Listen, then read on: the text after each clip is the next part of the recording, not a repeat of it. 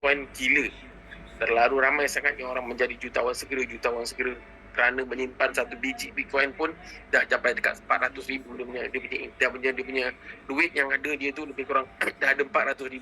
Kalau dia ada 2 ataupun 3 biji dia dah dikategorikan sebagai jutawan. Itu pun orang dah panggil gila pun dalam Bitcoin kan. Orang memang cakap kau ada Bitcoin 3 biji kau dah kira gila lah. Gila kaya lah. Tetapi dia tak tahu yang MMC ni lagi gila. Okay? Lagi gila. Anda nak tahu tak macam mana saya boleh cakap dia lagi gila? Siapa nak tahu? Siapa nak tahu MMC ni lagi gila daripada Bitcoin? Komen nak.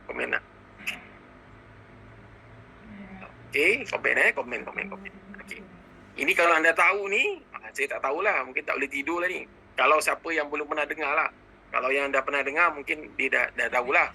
Siapa yang baru malam ni join saya punya Zoom, mungkin anda dapat sesuatu apa yang saya nak cerita nanti. Okay ya? Okay, kita benarkan siapa-siapa lagi nak join ni. Okay, sekarang dah boleh masuk dah. Dah 107 apa semua dah, mungkin dah upgrade lah. Okay? Okay, siapa-siapa yang dah tahu, mungkin benda ni dah tahulah.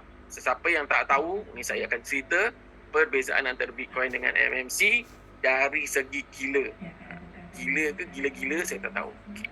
Kita tengok kat sini penciptanya, inilah Anonymous. Okay. Decentralized sama. Bidang macam ni. Dihasilkan macam ni. Okay. Peer-to-peer sama. Withdrawal community sama. Overpaid takkan overpaid. Okay. Bidang kewangan dan networking. Kita highlight di bahagian mana? Yang anda nak tahu di bahagian mana kita nak highlight? Kita highlight di bahagian ni. Kita highlight di bahagian ini. Anda fokus kat bahagian ni je.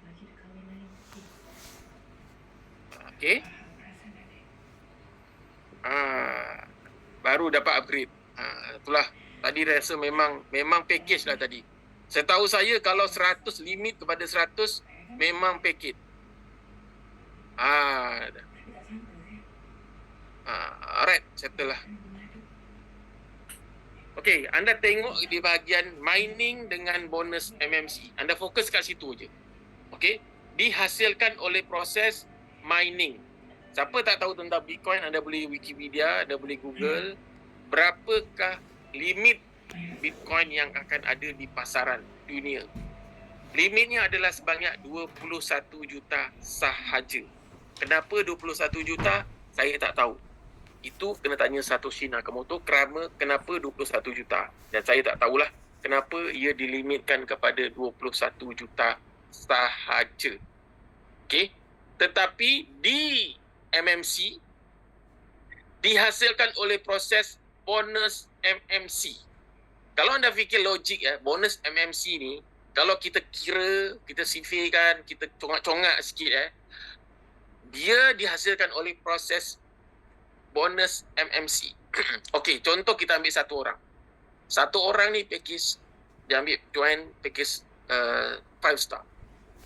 Bila join dia 5 star, penaja akan dapat 1000, betul? 1000 MCP. Okey. Dah terhasilnya bonus sebanyak 1000. Okey, ingat 1000. Ini baru seorang.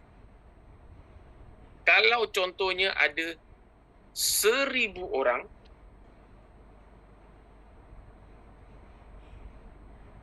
kali 1000, okay.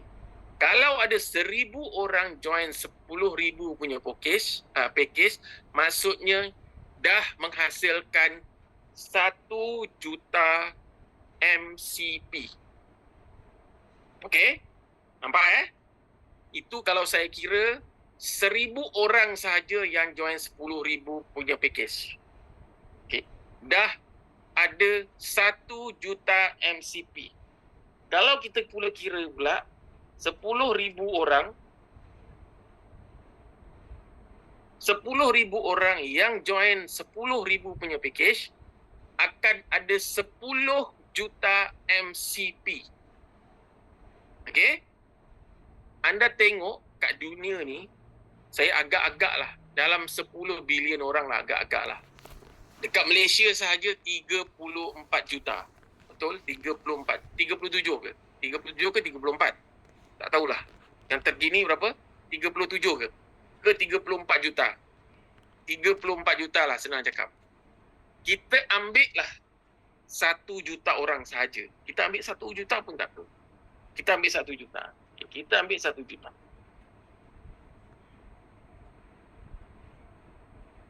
Kalau kita ambil 1 juta orang yang join MMC, ambil package $10,000, maksudnya 1, 2, 3, 4, 5, 6, 7, 8, 9.